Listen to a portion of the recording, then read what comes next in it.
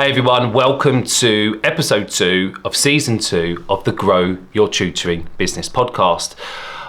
Slightly different one again today. We're going to be talking about being visible in your business, why it's important, and what were the barriers, when we want to put ourselves out there, what stops us from pressing record on our phone to do the video or taking some pictures of ourselves and sharing it.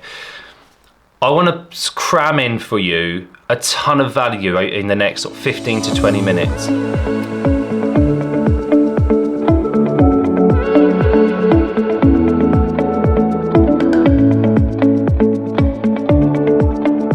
So what is it with putting ourselves out there? Why do we find it so difficult? Particularly in the beginning part of our business journey, we tend to hide a little bit, like it's like, I just don't want to put myself out there, it's a bit cringy, or people might see it and they might comment and I'm worried about what people might think. And I totally get it, because I actually am a little bit the same now. And at the start of my business, except at the very beginning when I was like, I just need to get the business going, and I was quite heavy on just text posts. I didn't put images of myself or anything like that. But we need to get over those barriers. So how do we do it and what does it look like? Well, first of all, let's get into what being visible is and what putting ourselves out there can actually look like. Well, being visible is actually you being visible, not the business, but actually you. And I want to make sure it's distinct or distinctly different, because our business is an image of a logo or what we offer, whereas we are the personal link. We are where the business comes from. We are what people want to connect with. So the best thing I can tell you right now is that people buy from people, not from businesses. Now this is really important, because what we're finding is the shift in how consumer habits and what we expect from companies has changed a lot since I suppose the glow up of social media. So look at people like, I use the same people because I know their numbers, or their social media numbers, I should say. But people like Elon Musk, who, if you look at his social media following, has a huge amount of people following him on Twitter, on Instagram.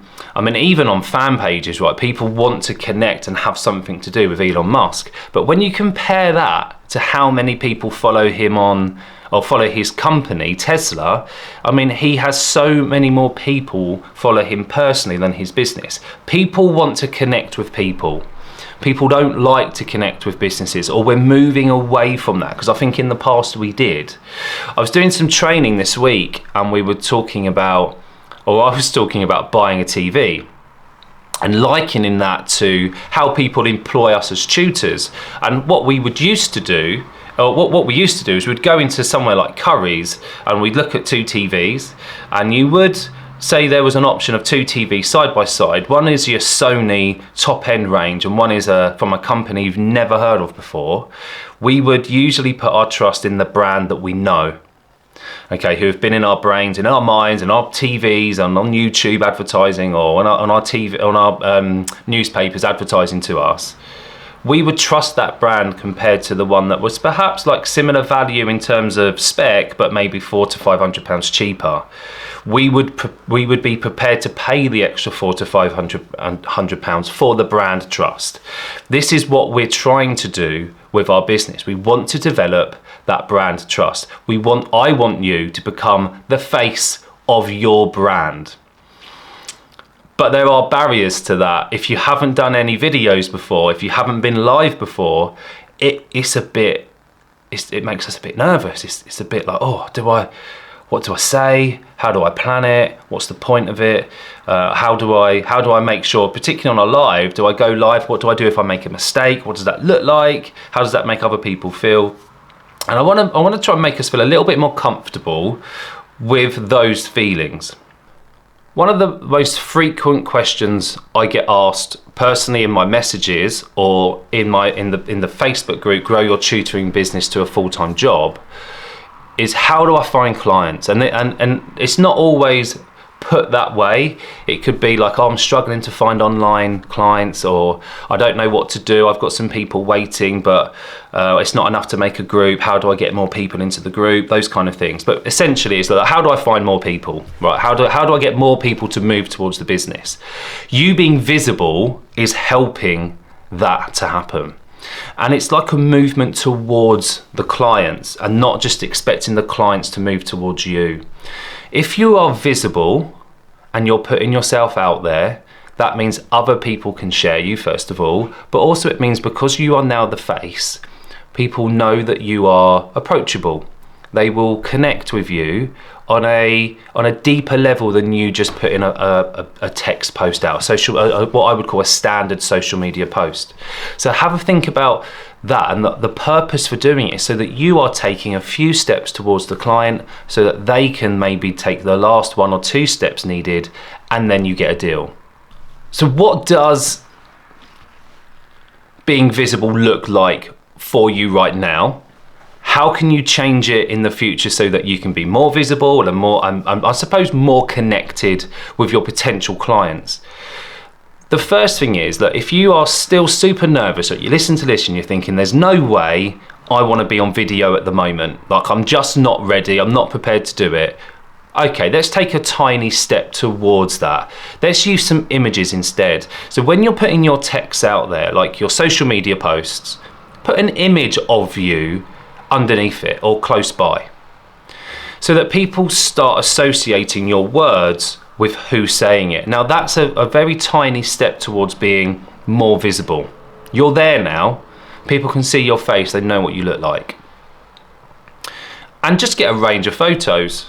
And you can do this on any half decent smartphone. If you've got a good camera, or maybe a friend who's got a good camera, go and try to make them as professional as you can. So just so they don't go grainy, really, is what really I'm saying. Now a good iPhone, like the latest iPhones, or an iPhone that's sort of less than 4 years old, you're going to get some pretty good shots off those. If you've got an Android, any Android phone from the last couple of years, you'll find that the cameras on those will be like more than enough to take some good professional looking like headshots, full body shots. You can edit them in things like Canva, make them look really nice, use filters if you have to. It doesn't matter what you do as long as you're now visible. Point number 2, after you getting used to seeing your images online and being shared across social media, is then taking a step towards video. And I like live video, but I didn't start with live video. I started with pre-recorded because it meant that I could make mistakes, I could keep the camera rolling, and then when I was finished, I'd go back and edit. Did it take a lot of time? Yeah. Is it a bit of a pain? Of course it is. But I understood how important it was to my business that I was visible and that people had a way to connect with me. And it's going to be important to you as well. So pre-record, and again, any iPhone that's under 4 years old, any Android phone that's maybe 2 to 3 years old, you'll be fine using that for your video content as well.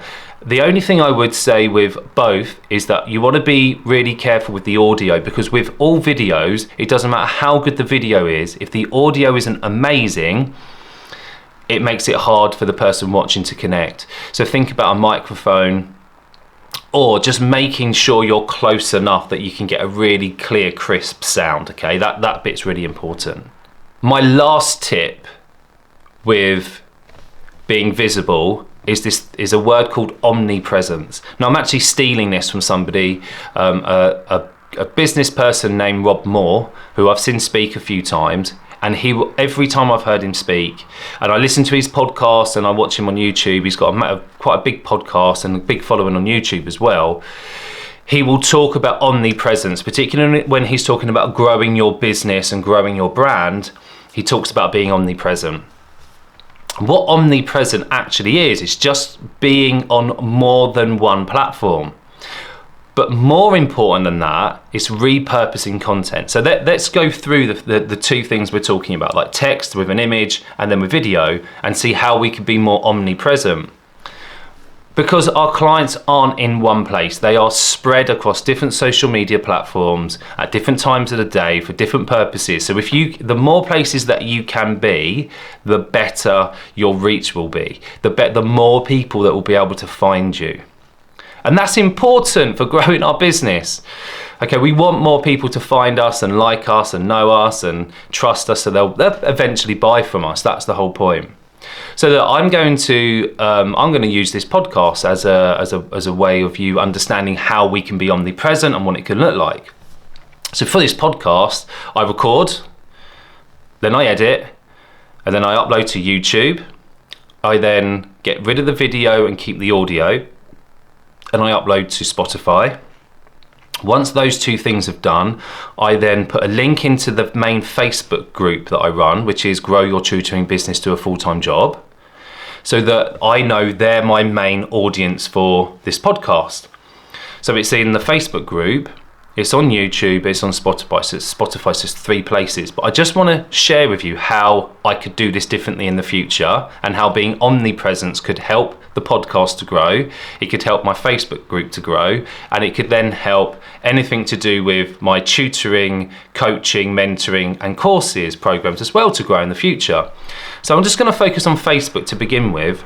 So now I have this video that I can edit. I could take out sound bites and do like 5 to 15 second reels on Facebook. So I could use what I've already recorded and just put in little snippets of information that would be useful for people to listen to and connect with. So that's like 5 to 10 maybe to 15 seconds on a Facebook reel. I could take out the interviews, parts of the interviews, and maybe make a longer video and put that onto Facebook. And I could use that on my personal page, on my business page, in the group itself. So just using something that I've already recorded, I could use it about 5 times on Facebook. But then I could also share it on Instagram as a story, as a post, as a reel. So that's 3 places on Instagram. And I could mirror that, whatever I create and edited as that file, I could also just put on YouTube and make a little podcast short channel. And I'm not even going into TikTok or LinkedIn and those other social media platforms that perhaps you are connected with, like Twitter and so on. So just from Facebook and Instagram, my one piece of content could be shared sort of upwards of 9 to 10 times in a different format and a different way of consuming that information. So you don't need to connect with, say, the podcast, which is going to be about 20 minutes long. You could connect with just little snippets of the podcast that take up about a minute of your time. And so we're just giving other people a way to connect. I'm a big believer that all roads lead to Rome. So let's say I have a big tutoring course that I'm about to promote, and I've got a bit of a launch plan. Over the next 6 weeks before the course launches, I will share interviews with people that have done the course. I will share little snippets about how important it is that we invest in our business and we add tools, our business tools together, and grow them. And anything that is going to promote that and encourage you to join a course or maybe a workshop, and it could be something on the podcast that I've recorded previously, but all be into snippets and put in all these different places, and then links to how they can find out more about that. So what I'm doing is, it's like the net's quite wide, and then those people who are interested could click the link, and then we're just narrowing it down until they've all gone onto a journey to a point where they go, do I sign up or don't I? Same with your clients. How many pieces of information, how many connection or touch points into the business can you create for them to be filtered towards buying something that you're offering?